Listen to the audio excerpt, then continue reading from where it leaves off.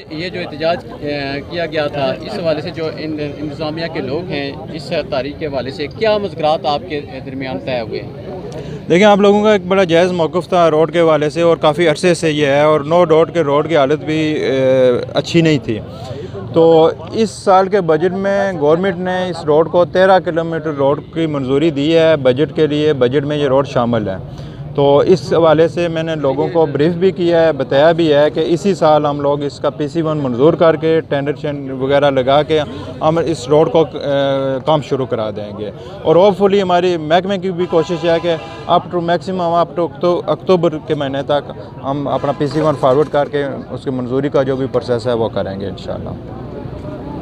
एहलियान मुंशी मोड़ और गिरदनवाह के सारे बुज़ुर्गों नौजवानों को मुबारकबाद पेश करता हूँ कि उन्होंने अपने हक़ के लिए बहुत मौसर आवाज़ उठाई, और एक्सीन साहब का शुक्रिया अदा करता हूँ कि इन्होंने बड़ी क्लियर बात की।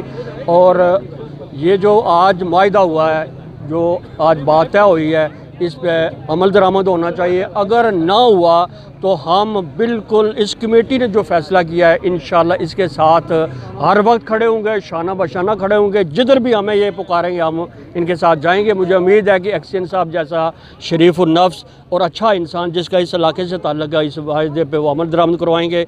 ये चूँकि इनका भी उतना ही हक़ है जितना हम सब का। तो मैं आप सब को जराल साहब की क़यादत में आप सब जितने भी हैं मुबारकबाद पेश करता हूँ कि आपने सुलझे हुए तरीके से, खूबसूरत तरीके से इस अपने हक़ को इन तक पहुँचाया।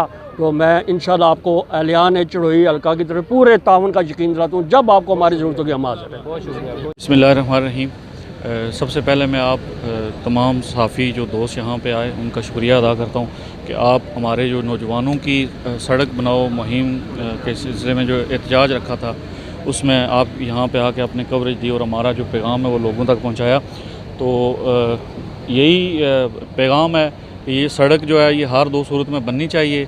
और यहाँ पे जो ज़िम्मेदारान आए थे महकमे के, उन्होंने हमारे साथ एक माहिदा किया है। तो उस माहिदे की अगर वो पासदारी करेंगे तो ठीक, नहीं करेंगे तो यही सड़क होगी और यही हम लोग होंगे और यही नौजवान होंगे और इंशाल्लाह दमादम मस्त लंदर होगा। बहुत शुक्रिया रहमतुल्लाहि व बरकातहू। सबसे पहले तो मैं इस इलाके के जितने भी नौजवान हैं उनको मुबारकबाद पेश करता हूँ।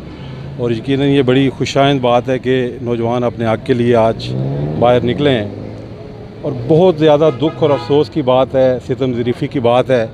पूरे आज़ाद कश्मीर की सड़कों का आप मुवाजना करें हल्का चार चढ़ोई की सड़कों के साथ, तो यकीनन हर बंदा ये बखूबी जानता है कि सबसे जो खस्ता सूरत हाल है, ज़बू आली का शिकार है हमारी रोडें। खंडरात का मंजर पेश कर रही हैं। हमारी आज यहाँ पे स्ट्राइक थी, नौजवानों का एहतजाज था और अल्हम्दुलिल्लाह भरपूर एहतजाज था। अभी इंतज़ामिया के लोग यहाँ पे आए हैं, उनसे मुलाकात हुए हैं और ये उन्होंने सितंबर तक की दी है, लिमिट ली है, डेडलाइन है सितंबर तक। और सितंबर तक अगर ये मतलबात हल ना हुए तो फिर उसके बाद भरपूर तरीके के साथ, पूरी क़ुव्वत के साथ, ताकत के साथ और एक जानदार तरीके के साथ ऐसा एहतजाज होगा कि फिर मेरा ख्याल है जिसको रोकना किसी के बस की बात नहीं होगी। तो मैं अरबाब इख्तियार से ये गुजारिश करता हूँ कि खुदारा जो है ना वो आप ये चढ़ोई की जो रोडें हैं इनकी हालत देखें और जितनी जल्दी हो सकता है ये इस रोड का काम शुरू होना चाहिए। बहुत शुक्रिया। अस्सलाम वालेकुम। जिस तरह ये जो अभी रोड बनाओ तहरीक के हवाले से जो मुहिम जारी थी, उस हवाले से जो अभी मुज़ाकरात किए गए, मैं समझता हूँ कि एक्शन साहब इस पे पूरा पैरा देंगे और जहाँ तक उन्होंने इस कम्युनिटी से मुज़ाकरात किए हैं वो उनको पूरा करेंगे। बिस्मिल्लाहिर्रहमानिर्रहीम। जैसा कि पहले बताया जा चुका है कि आज की ये जो स्ट्राइक थी इसका मकसद क्या था। मकसद ये नहीं था कि हम लोगों को तकलीफ़ दें, मकसद ये था कि जो हमारे हलके के साथ ज़्यादतियाँ हुई हैं, और अगर आप आज़ाद कश्मीर के सारे हलकों को जाके देखें, सबसे ज़्यादा खस्ता हाल रोड्स का स्ट्रक्चर जो है वो हलका नंबर 5 चढ़ोई का है। आप लिंक्स रोड को देख लें या मेन रोड्स को देख लें, पिछले 20 सालों में इस हलके में इन हमारी मेजर रोड्स पे कोई काम नहीं हुआ। जो काम हुआ वो नाकस हुआ, करप्शन हुई, चोरी से पैसे बनाए गए। और हमारा जो आज तो ये स्ट्राइक थी ना कि रोड को ठीक किया जाए, इंतज़ामिया ठीक करे, लेकिन असल इशू हमारा ये है कि जिन लोगों ने ये रोड बनाई थी आज से 7 साल पहले, उनको अकाउंटेबल किया जाए। देखें, करोड़ों रुपया आवाम का इस रोड पे खर्च हुआ, लेकिन जो रोड की हालत है यानी विद इन 7 सालों के अंदर अंदर जो इसका हशर हो चुका है, क्या आप ये कह सकते हैं कि किसी ने अच्छा ईमानदारी से ये काम किया? बिल्कुल नहीं किया। तो हम इंतज़ामिया से ये गुजारिश करना चाहते हैं कि जो प्रीवियस कॉन्ट्रैक्टर थे उनकी अकाउंटेबिलिटी भी होनी चाहिए, और साथ में जब आइंदा जो नया कॉन्ट्रैक्ट होने जा रहा है 13.5 किलोमीटर का, वो किसी अच्छे कॉन्ट्रैक्टर को दिया जाए।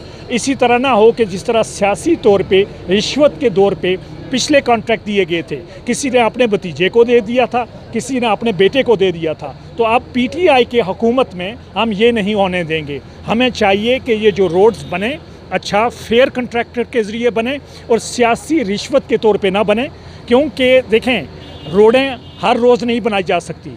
रोड्स बनाने के लिए आपको पैसे चाहिए, इन्वेस्टमेंट चाहिए। हमारी आज़ाद कश्मीर का जो बजट है आपको पता है वो लिमिटेड है, लेकिन फिर भी जो रोड का टेंडर हुआ है 13.5 किलोमीटर का, और ये जो रोड है फॉर एग्जांपल जो टेंडर हुआ है वो टेंडर हुआ है डूंगी से लेके यहाँ तक मुंशी मोड़ तक। असल में होना मुंशी मोड़ से चढ़ोई तक चाहिए था, क्योंकि अगर आप रोड की खस्ता हाली देखें तो सबसे ज़्यादा खस्ता हाल रोड जो है वो ये है। ये सेक्शन जो रोड का है ये रिपेयर नहीं किया जा सकता, लेकिन जो डूंगी वाला है वो रिपेयर किया जा सकता है। तो हमारी गुजारिश ये है कि हमारे MLA साहब, क्योंकि पिछले कई सालों से उनके वालिद साहब भी MLAs रह चुके हैं, हमें उनसे कोई ज़ाती दुश्मनी नहीं है, वो हमारे भाई हैं, लेकिन उनको होना चाहिए, इंटरेस्ट होना चाहिए कि इस हल्के की हालत क्या है और यहाँ की रोड्स की क्या हालत है। यहाँ आज उनको भी यहाँ मौजूद होना चाहिए था। ये कोई प्रोटेस्ट PTI की हुकूमत के ख़िलाफ़ नहीं है, ये हमारी नायल एडमिनिस्ट्रेशंस कंस्ट्रक्शन वर्क जिनके ज़मादार होते हैं, हमारा जो महकमा है ट्रांसपोर्ट का, ये उसके ख़िलाफ़ ये एहतजाज लोगों का एहतजाज था, और हम ये एहतजाज जारी रखेंगे और हम कोशिश करेंगे कि लोगों को आगे तकलीफ़ ना हो। अगर मैं कुरैशी साहब इधर मौजूद हैं, मैं इनकी वसासत से ये कहना चाहता हूँ कि नेक्स्ट स्ट्राइक जो हमारी होगी वो यहाँ रोड को ब्लॉक करके नहीं होगी, वो DC कोटली के दफ्तर के बाहर होगी। हम सारे दफ्तर को ब्लॉक कर देंगे, हम सारी एडमिनिस्ट्रेशन को ब्लॉक कर देंगे।